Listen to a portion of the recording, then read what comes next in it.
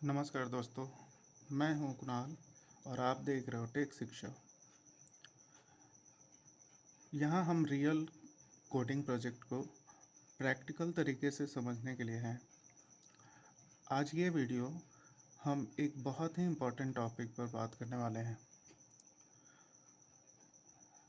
इसमें हम जो बात कर रहे हैं वो एसक्यूएल सर्वर से लॉगिन वैलिडेशन स्टोर प्रोसीजर को कैसे लिख सकते, एक एग्जाम्पल के थ्रू समझते हैं।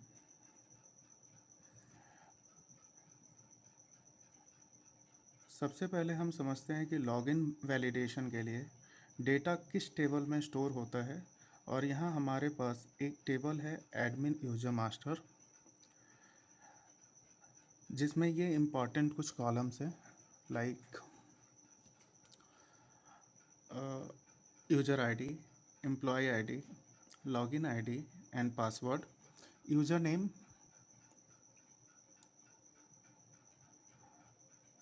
Login ID, password, user name, user is admin है, इज वैलिडेटेड और क्रिएटेड बाय, क्रिएटेड ऑन और इज एक्टिव। ये टेबल बेसिकली हर एडमिन यूज़र के लॉगिन डिटेल्स को स्टोर करता है और इन्हीं वैल्यूज़ के बेस पर हम वैलिडेशन करेंगे। अब चलते हैं कि मेन स्टोर प्रोसीजर पर, जिसका नाम है SP_admin वैलिडेट। इसका पर्पस है यूज़र से लॉगिन आईडी लेना और पासवर्ड लेना, और उस यूज़र आईडी और पासवर्ड के बेस पे यूज़र को वैलिडेट करना और after validation employee, organization, branch details etcetera return करना। द मेन पर्पस इस स्टोर प्रोसीजर का ये है। ठीक है, अब इसमें समझते हैं कि इसमें स्टेप बाय स्टेप्स हमने क्या इनपुट लिया है और हर एक इनपुट का क्या रिस्पॉन्सिबिलिटी है, क्या वो रिस्पॉन्स कर रहा है, टेबल पे क्या वैल्यू चेक हो रहा है और टेबल से क्या वैल्यू रिटर्न कर रहा है।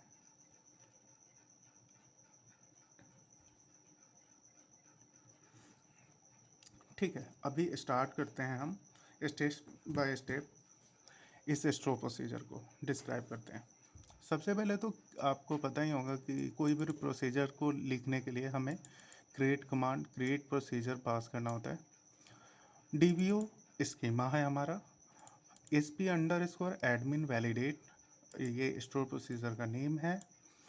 दो पैरामीटर हम यूज कर रहे हैं। The first one is the login, the varchar 50, data type varchar और length is a maximum 50. The password is the varchar data type और लेंथ इज a 50. ओके, अब हम कुछ इंटरनल पैरामीटर डिक्लेयर कर रहे हैं जो हमारी बेसिक रिक्वायरमेंट थी कि जो भी लॉगिन आ रहा है वो लॉगिन आईडी के बेस पे उसका ऑर्गेनाइजेशन क्या है और उस ऑर्गेनाइजेशन का जो लोगो है या उसके इमेज है वो हम फाइंड करेंगे। तो सबसे पहले तो जो भी यूज़र आईडी और पासवर्ड आया उस पर एक हमने सेलेक्ट कमांड लगाया, जिससे हमें एक ऑर्गेनाइजेशन आईडी मिला। वो एम्प्लॉय रजिस्ट्रेशन टेबल में स्टोर्ड होता है और वहाँ से हम एम्प्लॉय के बेस पे, लॉगिन आईडी के बेस पे एम्प्लॉय आईडी और को ज्वाइन करके हमने सेलेक्ट करा है ऑर्गेनाइजेशन आईडी। उसी ऑर्गेनाइजेशन आईडी के बेस पे हम ऑर्गेनाइजेशन यूआरएल टाइप क्या है, हमारा ऑर्गेनाइजेशन है, क्योंकि इस इमेज यूआरएल के अंदर हमने मल्टीपल ऑर्गेनाइजेशन का और यूआरएल टाइप स्टोर किया हुआ है। ऑर्गेनाइजेशन भी मल्टीपल है, यूआरएल टाइप भी मल्टीपल है, तो इसलिए हमने फ़िल्टर किया डेटा को यूआरएल के बेस पे ऑर्गेनाइजेशन एंड ऑर्गेनाइजेशन आईडी। उस बेस पे अब हमारे पास ऑर्गेनाइजेशन का ऑर्गेनाइजेशन आईडी है, ऑर्गेनाइजेशन का यूआरएल है जो हमें यूज़ करना है।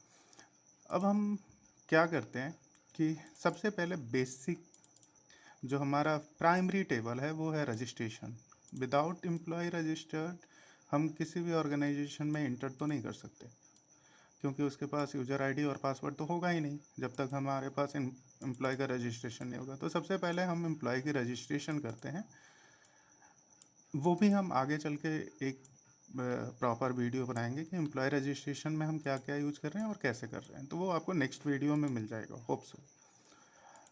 एडमिन यूज़र मास्टर के अंदर हमने एडमिन यूज़र जो भी है, एडमिन और साथ में यूज़र दोनों के इंफॉर्मेशन को, उसके लॉगिन आईडी के, उनके लॉगिन आईडी क्या होंगे, उनके पासवर्ड क्या होगा, कैसे वैलिडेट करना है, वो एडमिन है या एक प्रॉपर यूज़र है या सब यूज़र है, वो वैलिड यूज़र है या नहीं है, तो वो हम स्टोर करते हैं बेसिकली एडमिन यूज़र मास्टर में। ओके, देन हम यूज कर रहे हैं ऑर्गेनाइजेशन मास्टर, जहाँ पे हमारे पास ऑर्गेनाइजेशन की डिटेल है। ऑर्गेनाइजेशन मास्टर के अंदर में ऑर्गेनाइजेशन से रिलेटेड इंफॉर्मेशन होगा, जो हम नेक्स्ट एक दो वीडियो में उसके ओवरव्यू हम देंगे कैसे करते हैं। ब्रांच मास्टर में हम पर्टिकुलर उस ऑर्गेनाइजेशन, जो भी ऑर्गेनाइजेशन है उससे रिलेटेड हमारे पास कितने ब्रांचेस हैं, वो ब्रांचेस के डिटेल्स, जैसे फॉर एग्जांपल ब्रांच का नेम क्या है, ब्रांच का कोड क्या है, ब्रांच किस एरिया में है, एरिया एड्रेस, उसका पर्टिकुलर पिन कोड, यूआरएल, अगर कोई बेसिक वहाँ का बीएम है, ब्रांच मैनेजर है, तो उसकी आईडीज़, सब कुछ हम स्टोर करते हैं एक ब्रांच मास्टर के अंदर। स्टेट मास्टर से आपको पता ही होगा, स्टेट की इंफॉर्मेशन हम रखते हैं ताकि हमारे, फॉर एग्जांपल हमारे ब्रांचेस मल्टीपल स्टेट्स में हैं, तो हम स्टेट के नेम को प्रॉपर उसको एक टेबल में रख लेंगे ताकि बार बार उसको लिखना ना पड़े। ठीक है, तो स्टेट मास्टर को लेंगे। यहाँ पे सिंपल आपको समझाने के लिए मैंने यूज़र आईडी के बेस पे, यूज़र लॉगिन आईडी जो भी आ रहा है हमारे पास, यूज़र लॉगिन आईडी के बेस पे और पासवर्ड के बेस पे, अगर यूज़र एक्टिव है, एक कंडीशन मैंने इंटरनल लगाया है, ये यूज़र इज एक्टिव है। इट मीन्स कि एडमिन यूज़र मास्टर के अंदर जब तक यूज़र इज एक्टिव वाई नहीं होगा तब तक हमारे को डेटा पासवर्ड वैलिडेट नहीं होगा। ओके दोस्तों, अब देखते हैं कि अगर हम उसमें यूज़र आईडी और पासवर्ड पास करेंगे तो हमें डेटा क्या मिलता है। क्योंकि हमने मल्टीपल जॉइंस यूज़ किया है, मल्टीपल डेटा फाइंड कर रहे हैं एक ही स्टोर प्रोसीजर के अंदर से, तो आपको ऑलरेडी मैंने एक्सप्लेन किया ही है कि पूरे एडमिन वैलिडेशन के साथ साथ उसके फुल इंफॉर्मेशन हम फाइंड करते हैं एक ही स्टोर प्रोसीजर के केस में। क्योंकि हमें मल्टीपल स्टोर प्रोसीजर अगर कॉल करना पड़ेगा तो मल्टीपल टाइम्स कॉलिंग करना पड़ेगा, बैकएंड स्लो हो जाएगा, हमारे पास लॉगिन का टाइम इंक्रीज हो जाएगा। क्योंकि अगर हम मल्टीपल स्टोर प्रोसीजर कॉल करेंगे तो उसकी कुछ ना कुछ टाइमिंग जाएगी हमारे को कॉलिंग में, तो उससे बचने के लिए एक सिंगल स्टोर प्रोसीजर के अंदर मैक्सिमम जो भी हमें स्टोर करने के लिए लॉगिन या सेशंस या कोई भी इंफॉर्मेशन जो हमें पूरे फॉर्म्स पे, पूरे प्रोजेक्ट के अंदर चाहिए होगा, वो हम लॉगिन पे लेके रख लेते हैं। उसको हम सेव कहाँ करते हैं वो तो हम फर्दर जब ASP.NET पे जब डिस्कशन करेंगे तो उस पर हम मोर डिटेल्स के साथ में डिस्कस करेंगे कि सेव कैसे करते हैं, सेशन में करेंगे या एप्लीकेशंस के अंदर करेंगे या कोई वेरिएबल्स होगा, वट जो भी हम करेंगे वो हम फर्दर जो भी एक एग्जाम्पल के साथ में वो भी देख लेंगे। बट पहले तो आफ्टर एग्जीक्यूशन अगर स्टोर प्रोसीजर कॉल होता है तो हमें क्या आउटपुट मिलता है वो देखते हैं। जैसा कि आप देख पा रहे होंगे, उस स्टोर प्रोसीजर के कॉल होने पे उसका name, date of birth, date of joining, emergency number, designation उसका क्या है, एम्प्लॉय आईडी क्या है, यूज़र आईडी क्या है, पासवर्ड क्या है, किस ऑर्गेनाइजेशन से है, ऑर्गेनाइजेशन की आईडी क्या है, ब्रांच क्या है उसका, हम जिस इमेज की बात कर रहे थे वो इमेज का पूरा फुल यूआरएल के साथ में आता है, और उसका एड्रेस क्या है, स्टेट क्या है, इमरजेंसी रिपोर्ट, एम्प्लॉय रिपोर्ट किसको कर रहा है, उसका लैटिट्यूड और लॉन्गिट्यूड क्या है, उसका एड्रेस के साथ में उस ब्रांच का लैटिट्यूड लॉन्गिट्यूड क्या है। ये हमें इसलिए ज़रूरत पड़ता है स्टोर प्रोसीजर के साथ में लैटिट्यूड लॉन्गिट्यूड, जस्ट हम उसको यूज़ करेंगे जब हम एम्प्लॉय को लॉगिन के बाद में जब अटेंडेंस पे डिस्कशन करेंगे, तो अटेंडेंस के ऊपर में क्या होगा कि लैटिट्यूड लॉन्गिट्यूड से हम उस ब्रांच का लोकेशन ट्रैक करेंगे और विद इन 10 मीटर्स ही हम उस एम्प्लॉय को लॉगिन कराएंगे। ऐसा नहीं है कि घर पे बैठे वो लॉगिन कर जाए।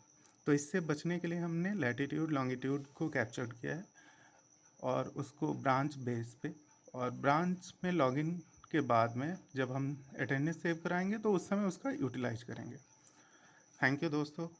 आज जैसा कि एक हमने चेक किया कि हम यूज़र को कैसे वैलिडेट करेंगे, कैसे हम डेटा गेट करेंगे सेम स्टोर प्रोसीजर के अंदर, और मिनिमम इनपुट के साथ मैक्सिमम आउटपुट क्या कर सकते हैं, वो हमने आज बेटर तरीके से देखा है।